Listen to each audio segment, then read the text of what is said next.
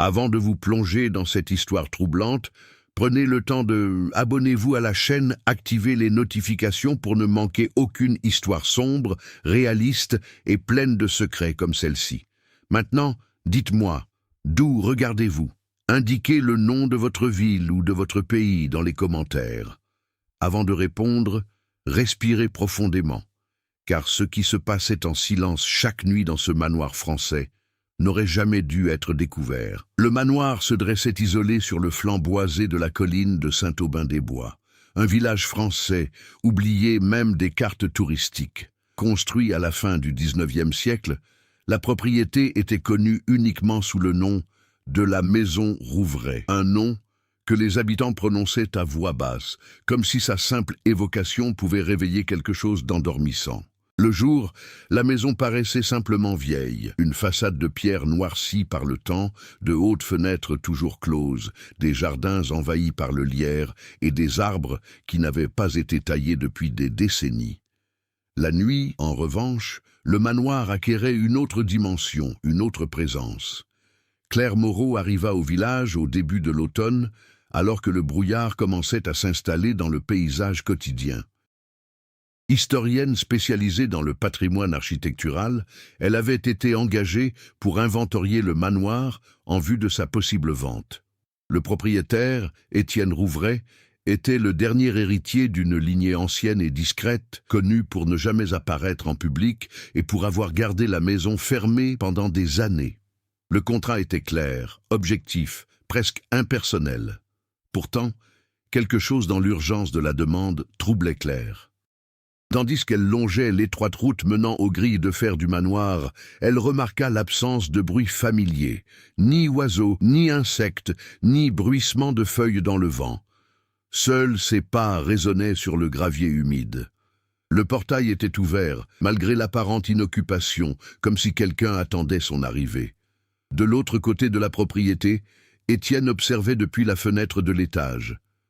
Grand, trop maigre pour son âge, il gardait le corps raide, presque immobile. Ses yeux suivaient chaque mouvement de Claire avec une attention calculée. Il connaissait ce chemin, cette heure, ce sentiment précis de malaise. Tout se répétait toujours de la même manière.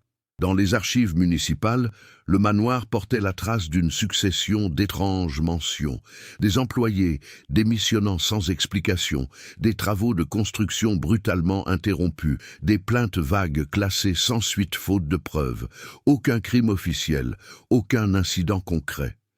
Juste le silence, un silence trop long pour être naturel. Claire le sentit dès qu'elle franchit le seuil de la porte d'entrée. L'intérieur du manoir était propre, rangé, mais sans aucune trace de vie quotidienne. Les meubles étaient anciens, soigneusement conservés comme des pièces de musée. Une légère odeur métallique, presque imperceptible, flottait dans l'air, contrastant avec celle du vieux bois et de la poussière. Chaque pas à l'intérieur semblait absorbé par les épais murs, empêchant tout écho. Étienne apparut en haut des escaliers sans prévenir. Sa voix, lorsqu'il prit la parole, était basse et posée, sans aucune cordialité excessive. Il expliqua les règles avec précision.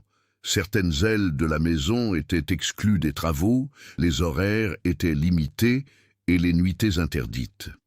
Claire comprit qu'il évitait d'en expliquer les raisons. Il se contenta d'affirmer d'un ton ferme que c'était nécessaire. Durant la journée, le manoir semblait docile. Rien d'inhabituel, aucune surprise hormis son architecture austère. Mais Claire remarqua de petites incohérences. Des portes intérieures dont l'emplacement changeait, des couloirs qui paraissaient plus longs par moments, des marques au sol qui n'apparaissaient pas dans les relevés précédents. Rien de flagrant, juste des détails qui méritaient son attention.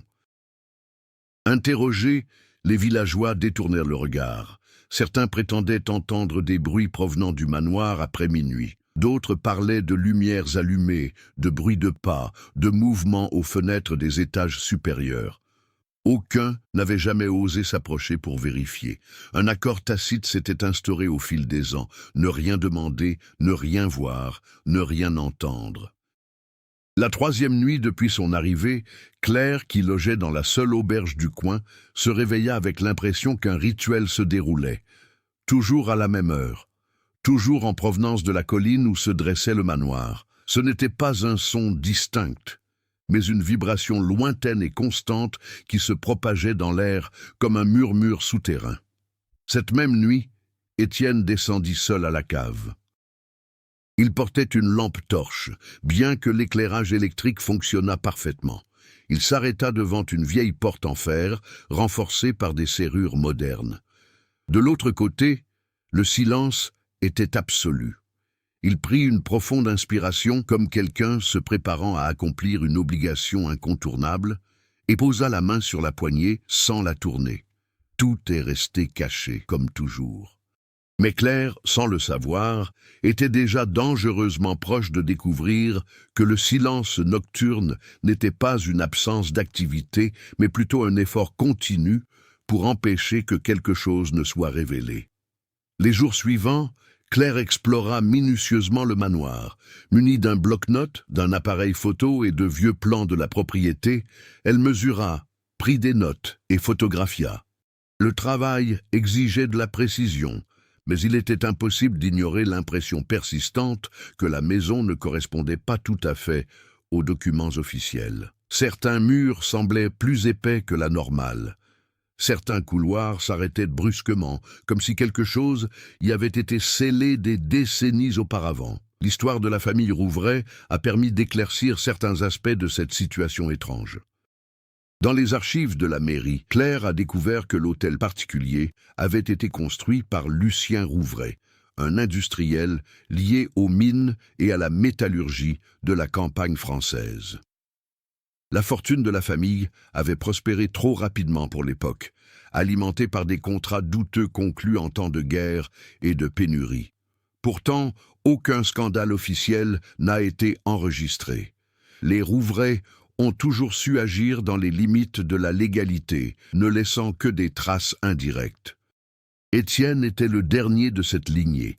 Il hérita trop jeune du manoir, après la mort subite de ses parents, dans un accident dont les circonstances restèrent floues. Depuis, il vivait reclus, ne conservant que les contacts nécessaires avec ses avocats, ses fournisseurs et les intérimaires. Aucune photo récente de lui n'avait été publiée dans la presse locale. Au village, sa présence était davantage perçue comme une idée que comme une personne réelle. Lorsqu'elle le croisait dans les couloirs, leurs échanges étaient brefs et fonctionnels. Étienne ne répondait qu'en cas de nécessité, toujours attentif à l'heure. Ses mouvements étaient mesurés et calculés, comme pour éviter tout bruit inutile. Parfois, Claire avait l'impression qu'il écoutait quelque chose d'inaudible pour elle, inclinant légèrement la tête avant de s'éloigner. Les quelques personnages secondaires gravitant autour du manoir contribuaient à l'atmosphère pesante. Madame Lefebvre, l'administratrice locale chargée des affaires administratives, manifestait un malaise chaque fois que le nom de la propriété était évoqué. Ses mains tremblaient discrètement et elle changeait rapidement de sujet, prétextant être pressée.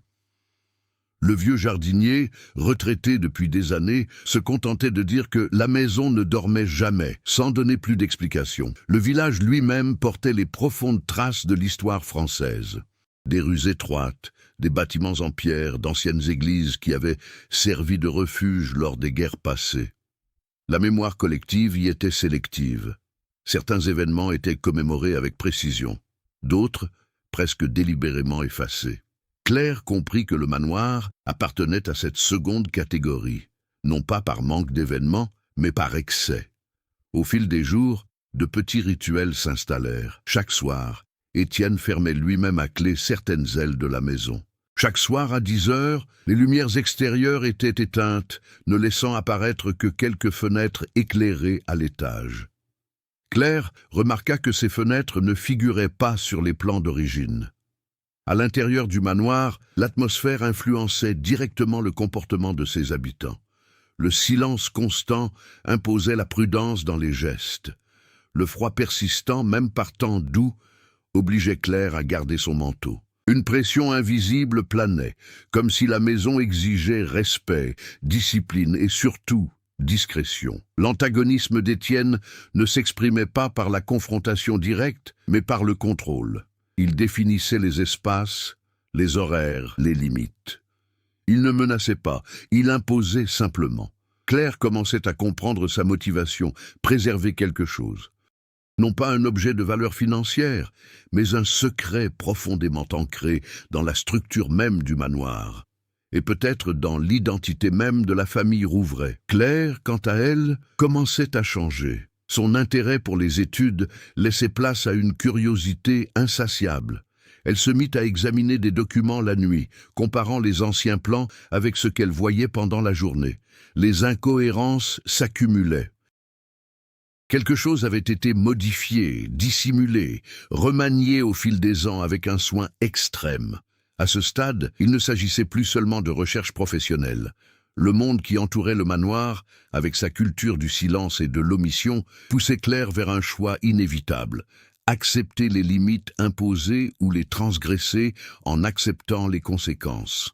Et dans cette maison, chaque décision laissait sa marque. Le conflit commença à se manifester concrètement le matin où Claire remarqua qu'une des portes intérieures avait été scellée pendant la nuit.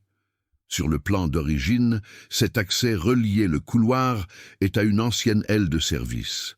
À présent, une imposante bibliothèque occupait l'espace, placée avec une précision telle qu'elle ne pouvait paraître improvisée. Aucune trace de frottement n'était visible sur le sol. Le travail avait été effectué en silence, avec une extrême minutie. Claire ne dit rien à ce moment-là.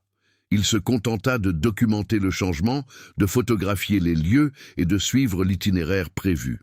Pourtant, le changement eut un effet immédiat. Le manoir cessa d'être simplement étrange et commença à réagir à sa présence.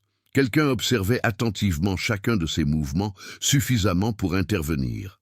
Les jours suivants, les obstacles se multiplièrent.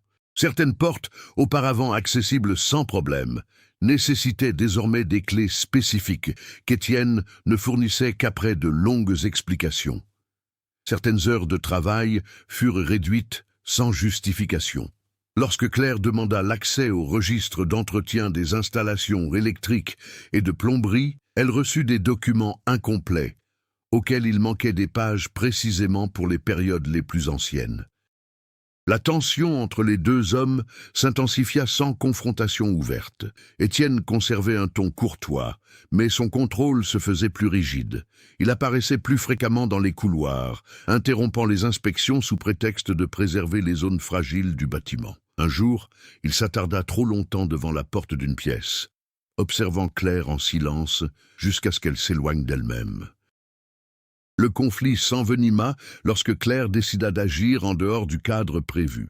Par un après-midi nuageux, alors qu'Étienne était absent, occupé au village, elle retourna dans l'un des couloirs condamnés. Grâce à des mesures antérieures, elle constata une différence notable de dimension entre deux murs parallèles. Cet espace caché n'apparaissait dans aucun document officiel. Les efforts déployés pour tout dissimuler témoignaient d'une planification à long terme. Ce ne fut ni une décision prise à la hâte, ni l'œuvre d'une seule personne. Il s'agissait d'un système perpétué de génération en génération. Claire commença à ressentir le poids des conséquences. Des bruits de pas derrière elle s'arrêtèrent lorsqu'elle se retourna. Les objets bougeaient imperceptiblement, jamais brusquement. Le manoir semblait répondre à son insistance par de petits avertissements, comme pour lui offrir des occasions de se retirer. Les personnages secondaires commencèrent à influencer directement le conflit. Madame Lefebvre tenta de la dissuader de poursuivre les travaux, lui suggérant d'accepter la version officielle et de résilier le contrat. Le jardinier retraité, la voyant quitter la propriété à la tombée de la nuit, murmura « Qui écoute trop finit par se fondre dans le silence ». La pression émotionnelle montait, mais Claire évitait de s'attarder sur les réflexions. Au lieu de cela, elle intensifia ses actions. Elle commença à noter les heures, les schémas, les répétitions. Elle découvrit que certains bruits apparaissaient toujours après 11 heures du soir, provenant de la même zone souterraine du manoir. Ils n'étaient pas aléatoires, ils suivaient un rythme presque mécanique. Le conflit central se cristallisait. Claire cherchait à révéler la véritable nature du manoir, tandis qu'Étienne faisait tout pour empêcher l'accès à ce qui était caché. Non par crainte d'être exposé au public, mais par conviction. Il y avait là quelque chose qui, une fois découvert, ne pouvait plus être ignoré ni dissimulé. Cette nuit-là, Claire prit une décision qui changea le cours du récit. Au lieu de retourner à l'auberge, elle resta cachée dans une pièce rarement utilisée du rez-de-chaussée, attendant que l'aube se lève pleinement. Pour la première fois, elle allait être témoin de ce qui se déroulait silencieusement chaque nuit dans ce manoir. Et Étienne, de l'autre côté de la maison, le savait déjà. En attendant le moment opportun pour agir, Claire commença à comprendre que le manoir n'était pas le seul lieu chargé de secrets. Le village tout entier était le prolongement de ce silence soigneusement entretenu. De petites intrigues secondaires commencèrent à s'entremêler au conflit principal, ajoutant des couches qui rendaient impossible de dissocier le passé de la structure même de la maison. L'une de ces intrigues secondaires a émergé des anciens employés de la famille Rouvray. Dans des archives oubliées du service d'état civil, Claire a découvert des actes de rupture de contrat sans explication, toujours assortis d'accords de confidentialité inhabituels pour des postes domestiques. Aucune plainte officielle, aucune action en justice, aucun grief, juste des disparitions administratives. Des personnes qui avaient cessé d'exister dans les documents officiels comme si le temps les avait absorbées. Une autre piste de recherche, parallèle à la précédente, s'est développée à partir des origines mêmes du manoir. En consultant des journaux régionaux du début du XXe siècle, Claire a découvert des mentions vagues de travaux souterrains réalisés pendant la Première Guerre mondiale. Officiellement, il s'agissait d'aménagements défensifs courants dans les propriétés stratégiques. Officieusement, les textes laissaient entendre autre chose, des structures internes renforcées, non pas pour protéger les occupants, mais pour contenir quelque chose. La relation entre Étienne et la maison s'avéra plus complexe qu'un simple héritage. Claire comprit qu'il ne se comportait pas comme un propriétaire, mais comme un gardien.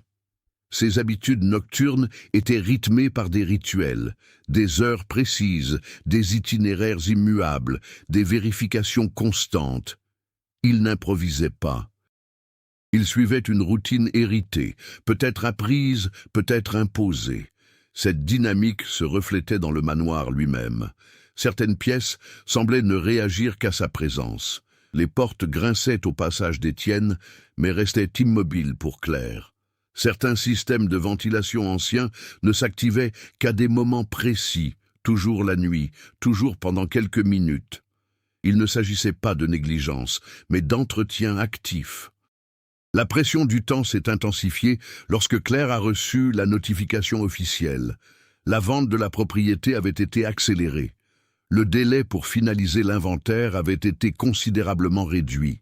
Cela signifiait moins de jours, un accès limité et une marge d'erreur réduite. Quelqu'un voulait clore ce dossier avant que trop de questions ne soient posées. Parallèlement, l'intrigue émotionnelle de Claire prenait de l'ampleur. Elle commençait à souffrir d'insomnie, se réveillant avec l'impression d'avoir bougé dans la maison sans s'en souvenir. Elle trouvait des notes qu'elle n'avait pas écrites, de petites coupures sur les mains, des marques superficielles, comme si elle avait manipulé un objet rugueux ou métallique pendant la nuit. Rien de grave, mais suffisant pour indiquer une implication inconsciente. Les intrigues secondaires convergeaient, le village complice, les domestiques réduits au silence, l'héritage transformé en obligation et le temps qui presse. Tout menait à une seule conclusion. Le secret du manoir n'était pas un événement isolé, mais un système maintenu pendant des décennies, perpétué par l'omission collective. Claire comprenait désormais qu'il ne suffisait pas de découvrir quoi s'était caché. Il fallait le comprendre. Parce qu'elle a continué d'être protégée, même au prix de vies humaines, de souvenirs et d'identités effacées.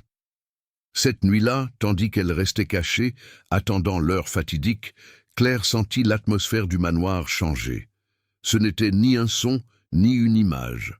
C'était la nette impression que les habitudes étaient bouleversées. Quelqu'un ou quelque chose s'était rendu compte que les intrigues secondaires se croisaient, et il était trop tard pour faire demi-tour. Peu après minuit, le manoir changea d'atmosphère. Aucun bruit ne se fit entendre, ni aucun changement soudain de lumière. Pourtant, Claire sentit clairement que les rouages de la maison s'étaient activés. L'air devint plus dense, presque vibrant, comme si quelque chose au plus profond d'elle s'était mis à s'agiter. Elle sortit de sa cachette d'un pas calculé. Elle suivit le schéma qu'elle observait depuis des jours, se guidant non pas par les couloirs principaux, mais par les zones intermédiaires, des espaces de transition où l'architecture semblait hésiter entre deux fonctions. C'est là qu'elle découvrit le premier signe indubitable, qu'il ne s'agissait pas seulement de structures dissimulées. Un mur, auparavant impénétrable, présentait désormais une étroite ouverture, révélant un passage métallique dissimulé derrière la maçonnerie. Aucune trace d'effraction n'était visible. Le mécanisme était conçu pour ne fonctionner qu'à certains moments. Claire s'y engouffra de force. L'espace intérieur n'avait rien d'un tunnel ordinaire. C'était un couloir technique, renforcé par de vieilles plaques d'acier rivetées à la main.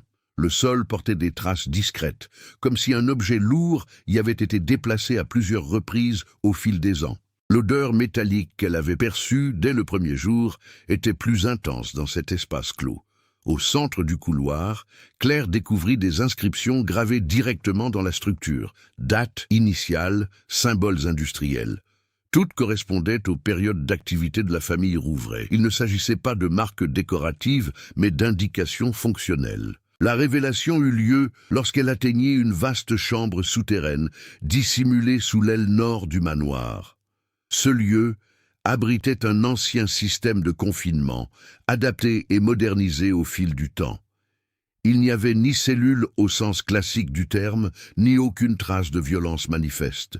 Il s'agissait d'un système conçu pour isoler, contrôler et réprimer un phénomène continu, non pas un événement, mais un processus. Avant qu'elle ne puisse aller plus loin, Claire remarqua la présence d'Étienne. Il ne courut pas, ne cria pas, n'essaya pas de l'arrêter physiquement. Il referma simplement la porte derrière elle, lui barrant le passage. Là, pour la première fois, il rompit sa règle du silence prolongé, non pour expliquer, mais pour affirmer une simple vérité. Le manoir ne dissimulait ni un crime précis, ni un cadavre, ni un secret susceptible d'être dénoncé. Il dissimulait une fonction. Depuis des générations, la famille Rouvray était chargée de maintenir ce système en état de marche. Ce qui se déroulait chaque nuit n'était pas un rituel symbolique, mais une procédure technique répétée visant à empêcher toute propagation hors de la maison. Le tournant s'est concrétisé lorsque Claire a compris que le secret ne résidait pas dans le contenu de la caméra, mais suite à son interruption. Ce mécanisme, s'il était désactivé ou révélé, libérerait quelque chose que tout le village avait appris à craindre sans jamais le nommer. Étienne n'était pas le méchant classique. Il était le dernier maillon d'une chaîne de contrôle. Et Claire, en franchissant ce mur, avait cessé d'être une observatrice pour devenir partie intégrante du système. À ce moment-là, l'histoire a pris une autre tournure. Il ne s'agissait plus de découvrir la vérité, mais de décider quoi en faire. La porte qui se referma derrière Claire ne produisit aucun écho. Le système souterrain absorbait le son avec une efficacité troublante, comme s'il avait été conçu précisément à cet effet. Le mécanisme restait actif, émettant des vibrations régulières qui se propageaient à travers le sol et remontaient le long des murs du manoir. Ce n'était pas une menace immédiate, mais un rappel constant qu'il fallait garder quelque chose sous contrôle. Claire réagit avec diligence, sans paniquer. Elle observa les lieux, repérant vannes, tuyaux, raccords anciens, mêlés à des adaptations modernes. Chaque élément témoignait d'un entretien fréquent. Étienne n'improvisait pas, il remplissait une obligation technique permanente. Pourtant, la conscience d'être piégé là modifia le rapport de force. Étienne, de son côté, montrait des signes évidents de fatigue. Pour la première fois, ses gestes perdaient en précision. Il vérifiait les panneaux avec une rapidité excessive, comme s'il anticipait des dysfonctionnements. La présence de Claire avait rompu l'équilibre qu'il maintenait depuis des années. 2 personnes dans l'espace nécessitaient des ajustements. Le système réagissait. Les conséquences se sont propagées rapidement. À l'étage, de vieux capteurs ont déclenché des alertes silencieuses. La demeure a réagi par de subtils changements, variations de température, modification des flux d'air, bruit presque imperceptible. Aucune alarme extérieure n'a retenti. Tout est resté confiné à l'intérieur des limites de la propriété, comme toujours. Dans le village, les effets commencèrent à se manifester indirectement. L'électricité connut de légères fluctuations, les animaux devinrent agités tôt le matin. Les habitants se plaignirent de difficultés à dormir, sans en connaître la raison. Le système, mis à rude épreuve par un facteur imprévu, commença à faire sentir ses conséquences au-delà du manoir. Claire comprit que sa simple présence constituait déjà une interférence. Le secret ne supportait pas d'être longtemps exposé aux témoins. Non par cruauté, mais par logique. Plus il y avait de personnes au courant, plus le risque d'erreur, d'échec ou de divulgation était grand. La réaction d'Étienne devint compréhensible, même si elle ne se justifiait pas. Elle tenta de partir, mais les entrées étaient bloquées par des serrures automatiques. Il n'y eut aucune violence directe, seulement de la contrainte. Étienne expliqua, d'un ton sec, que cela faisait partie du protocole. Il ne la retenait pas par choix, mais parce que le système exigeait une stabilité immédiate. Les conséquences émotionnelles se manifestèrent sans long discours. Claire ressentit le poids d'avoir franchi une limite irréversible. Étienne pressentait l'effondrement imminent d'une fonction héritée. Tous deux étaient prisonniers de la même structure, y réagissant chacun à leur manière. Au fil des heures, il devint évident qu'un changement s'imposait. Le système n'avait pas été conçu pour deux consciences actives, remettant en question leurs limites. Il fonctionnait sur la base de la répétition et de l'obéissance. Rompre ce schéma engendrait des réponses de plus en plus diverses. La conséquence la plus grave, cependant, était silencieuse. Claire comprit que, contrairement à ce qu'elle avait imaginé, elle ne pouvait pas simplement révéler le secret et partir. Toute décision prise à partir de ce moment affecterait non seulement sa vie, mais aussi l'équilibre construit au fil des générations. Le manoir n'a pas puni, il a réagi. Et cette réaction était déjà en cours. Les heures qui suivirent obligèrent Claire à abandonner toute illusion de contrôle extérieur. Prisonnière de ce système souterrain, elle commença à observer non seulement les mécanismes physiques, mais aussi le schéma qui les sous-tendait. Au lieu de vouloir s'échapper immédiatement, elle entreprit d'étudier le fonctionnement global, acceptant que la seule issue possible résidait dans une compréhension profonde de ce qui assurait le fonctionnement du manoir. Le défi initial était d'ordre pratique. Claire a redéfini ses propres limites. La peur a cédé la place à l'analyse. Elle a commencé à surveiller les cycles du système, identifiant les moindres variations dans les intervalles de vibration, le flux d'air et les réponses électriques. Elle a découvert que le mécanisme ne fonctionnait pas de manière entièrement automatique. Il nécessitait des décisions humaines constantes, des ajustements précis, des corrections, des interventions manuelles. Cette prise de conscience a marqué une avancée décisive. Le secret a survécu non seulement grâce à la tradition, mais aussi parce que quelqu'un devait le choisir chaque soir. Étienne remarqua le changement chez elle.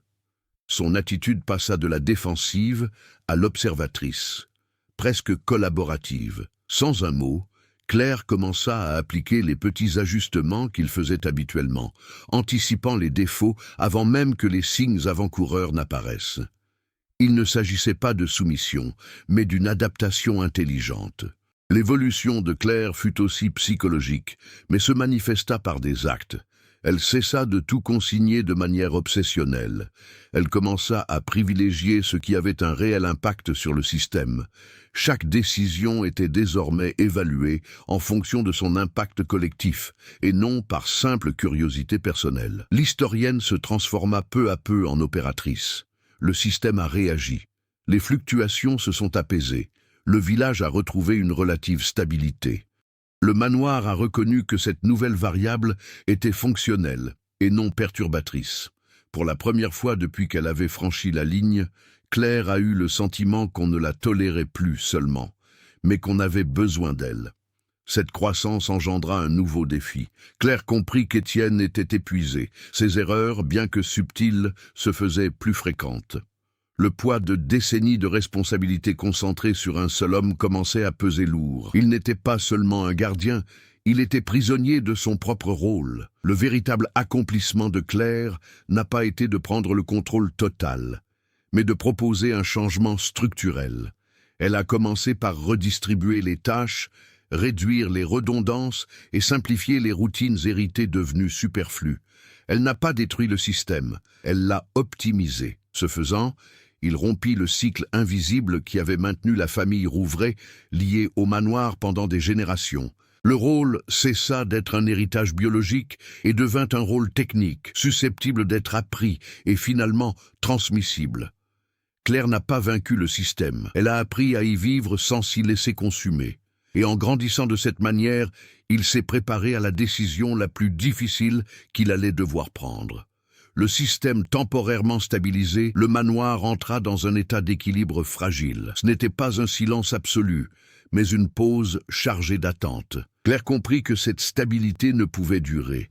Les adaptations qu'elle avait mises en place constituaient un confinement d'urgence, non une solution définitive. Les intrigues secondaires commencèrent à se dévoiler une à une. Madame Lefebvre annonça officiellement, sans explication publique, que la vente de la propriété était suspendue. Le village, soulagé, reprit prudemment ses habitudes, comme s'il pressentait qu'un danger avait été reporté, non résolu. Le jardinier retraité cessa d'apparaître près de la colline, comme s'il pressentait le moment décisif. À l'intérieur du manoir, Claire régla les problèmes en suspens. Elle ne conserva que les éléments qui ne compromettraient pas le fonctionnement du système. Elle supprima les enregistrements redondants, réorganisa les anciens documents et détruisit les plans indiquant les points d'accès critiques. Chaque action réduisait le risque d'ingérence extérieure. Le passé fut clos pour protéger l'avenir. La tension montait car Claire avait identifié une limitation structurelle insurmontable. Le mécanisme central, bien qu'adaptable, avait été conçu selon une logique obsolète, le confinement continu. Il ne céderait pas brutalement, mais se dégraderait lentement jusqu'à devenir inopérant. Le cas échéant, aucune réparation d'urgence ne serait suffisante. Étienne observait en silence. Il comprenait désormais que le dénouement ne viendrait ni d'une invasion ni d'une révélation publique, mais d'un choix technique irréversible. Maintenir le système en l'état revenait à accepter un effondrement futur inévitable. Le modifier en profondeur impliquait de transgresser des protocoles qui n'avaient jamais été remis en question. Claire accéléra le rythme. Elle testa différentes solutions, simula des arrêts partiels et analysa l'impact sur le village. Chaque test confirmait la même conclusion. Le système ne pouvait être simplement arrêté, mais transformé. Cela nécessitait toutefois une intervention radicale et sans précédent, sans possibilité de correction ultérieure. La préparation émotionnelle s'intensifiait elle aussi, sans monologue ni mises en scène. Claire ne dormait plus que quelques heures, toujours près des panneaux centraux. Étienne, quant à lui, prenait ses distances avec les routines, comme quelqu'un qui faisait silencieusement ses adieux à un rôle qui avait marqué toute sa vie. La veille de l'intervention prévue, le manoir réagit de façon inédite. Des portes s'ouvrirent d'elles-mêmes. Les anciens systèmes se mirent en marche à plein régime. Ce n'était pas un dysfonctionnement, mais une forme de résistance. La structure avait été construite pour préserver la répétition et désormais elle percevait la menace du changement. Le point culminant approchait, non comme un événement extérieur, mais comme une collision entre tradition et transformation. Tout était prêt. Les intrigues secondaires étaient résolues, les anciennes habitudes affaiblies. Il ne restait plus qu'à faire le choix qui définirait le destin du manoir, du village, et qui survivrait à la vérité. L'intervention a débuté quelques minutes plus tôt que prévu. Claire a délibérément choisi de rompre le schéma. Le système a réagi immédiatement, activant les protocoles de confinement maximal, comme s'il percevait la menace non comme une défaillance, mais comme une trahison. Les vibrations sont devenues erratiques et l'air souterrain s'est mis à circuler avec une force excessive dans les vieux conduits. Claire n'hésita pas. Elle exécuta la séquence prévue avec précision, déviant les flux, isolant les noyaux redondants et accédant enfin au mécanisme central.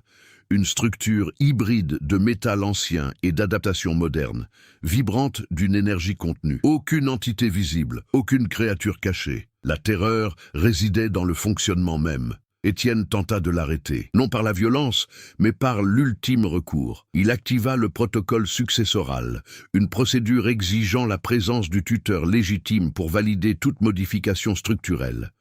Le système reconnut Étienne, ralentit un instant, puis attendit. C'est là que le tournant se produisit. Étienne refusa de terminer le protocole. Pour la première fois de sa vie, il rompit le cycle. Il retira sa main du panneau et recula d'un pas. Le manoir réagit par une soudaine et instable vague de tension. Claire comprit alors la véritable nature du secret. Le système était totalement inoffensif. Il masquait un processus collectif, la dissipation de déchets industriels hautement toxiques, enfouis sous le manoir pendant les guerres, dissimulés pour protéger l'économie locale et la réputation nationale. Le silence nocturne assurait la neutralisation continue du processus. Tout échec entraînerait une contamination irréversible. La transformation de l'héroïne s'est concrétisée dans l'action finale. Au lieu de désactiver ou de révéler le système, Claire a opté pour la seule solution viable. Elle a redirigé le processus de neutralisation vers un mode de consommation entièrement interne. Le manoir serait sacrifié pour éliminer définitivement le risque. Le point culminant fut atteint lorsque les fondations commencèrent à céder. Il n'y eut pas d'explosion, mais un effondrement contrôlé. La structure de la maison absorba la réaction chimique finale, scellant le processus à jamais. Étienne resta jusqu'à la toute dernière seconde, veillant à ce qu'aucun cycle ne soit interrompu. Claire s'échappa par les tunnels secondaires, tandis que le manoir s'effondrait sur lui-même. En arrivant dans la forêt, il vit le sommet de la colline s'enfoncer lentement, comme si la terre engloutissait une erreur historique. Le conflit central s'est résolu non par la victoire, mais par une conclusion. Et le silence de cette nuit-là, pour la première fois, ne fut pas imposé. À l'aube, l'emplacement de l'hôtel particulier de Rouvray, qui s'était dressé pendant plus d'un siècle, n'était plus qu'une dépression irrégulière dans le sol, recouverte de terre sombre et de fragments de pierre. Il n'y eut ni incendie, ni explosion audible, juste un effondrement silencieux, officiellement enregistré comme une instabilité géologique causée par d'anciennes constructions souterraines, une explication suffisante pour clore toute enquête. Claire observait de loin. Son corps portait les marques de l'effort physique de la nuit précédente, mais le plus grand impact était invisible. Elle savait qu'aucune reconstruction ne serait possible, non seulement de la maison, mais aussi de la version de l'histoire qui avait été maintenue par commodité et par peur. Les conséquences se propagèrent progressivement. Le village ne subit aucune contamination, ni aucune évacuation. Les nuits redevinrent calmes, mais d'une manière différente. Non plus le silence tendu d'avant, mais une véritable absence d'activité souterraine. Les animaux revinrent sur la colline. La végétation commença lentement à se régénérer. Officiellement, Étienne Rouvray fut porté disparu. Il n'y eut ni funérailles publiques, ni hommage. Son nom ne subsistait que dans les archives familiales et les documents juridiques, devenus caducs avec la destruction de ses biens. Pourtant, son choix final a bouleversé le destin de tous ceux qui l'entouraient. Claire a refusé les entretiens, elle a remis un rapport technique incomplet, suffisant uniquement pour justifier la rupture du contrat. Tout élément susceptible de permettre la réouverture du dossier a été omis ou détruit. Non par loyauté envers la famille Rouvray, mais par responsabilité historique. Certaines vérités, une fois révélées hors de leur contexte, font plus de mal que le silence lui-même. Le parcours de l'héroïne s'est achevé sur une transformation radicale. Claire n'est pas retournée à une carrière universitaire traditionnelle. Elle s'est lancée dans l'évaluation des risques structurels et historiques, toujours soucieuse d'empêcher que les erreurs du passé ne se perpétuent, dissimulées sous de nouvelles apparences de normalité. Le monde de l'histoire a continué d'avancer, apparemment intact. Mais sous la surface, quelque chose de fondamental avait changé. Pour la première fois depuis des générations, L'avenir ne dépendait plus de quelqu'un qui gardait un secret chaque nuit. Le cycle était terminé. Des mois plus tard, la colline de Saint-Aubin-des-Bois paraissait banale aux visiteurs non avertis. Une pelouse irrégulière, de jeunes arbres poussant là où il n'y avait rien auparavant, et une simple clôture signalant un terrain instable. Aucun panneau ne mentionnait l'ancien manoir. Claire repassa une dernière fois devant l'endroit avant de quitter les lieux. Elle s'arrêta quelques instants seulement, observant le vent agiter l'herbe. Aucune vibration, aucun bruit souterrain, aucune sensation de force pesante. Cette nuit-là, pour la première fois depuis plus d'un siècle, rien ne se passa dans le silence. Si cette histoire vous a mis mal à l'aise, vous a intrigué ou vous a inquiété, alors elle a atteint son but. Les secrets ne survivent pas d'eux-mêmes, ils existent parce que quelqu'un choisit de les garder. Maintenant, nous voulons savoir, qu'auriez-vous fait à la place de Claire? Resterait-elle silencieuse pour protéger le présent, ou révélerait-elle la vérité, même au risque de tout faire s'effondrer? Partagez votre interprétation, laissez vos commentaires et dites-nous où vous suivez cette histoire. Si vous souhaitez découvrir d'autres récits sombres, réalistes et troublants comme celui-ci, abonnez-vous, aimez et partagez. Le prochain secret est peut-être plus proche que vous ne le pensez.